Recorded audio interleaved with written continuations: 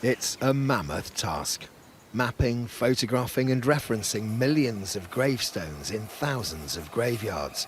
The goal, to provide a digital map of burial sites and records that will be invaluable to historians and genealogists and fascinating to the public.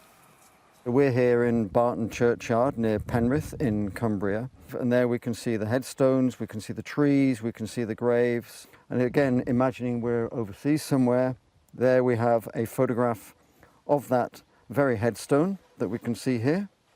Obviously these are now protected because there's numerous stories of records being lost through fire or theft or floods. Up here in particular, for example, so they could be lost with flooding. We also have a copy of the original burial register, so they're protected, and also having them online means people are not having to manhandle them, so they're not deteriorating through heavy use and abuse and that sort of thing. And as you say, they're accessible from anywhere in the world. Exactly.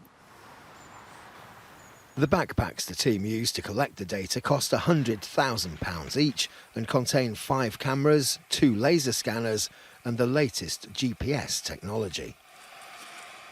It may only take an hour or so to scan a graveyard like this, but with 50 million measurements being gathered, it can take up to a week to process that information.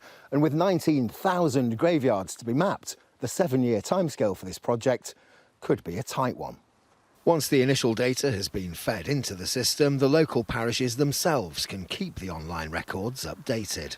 The survey put into context everything within the churchyard, the building, the headstones and even the vegetation.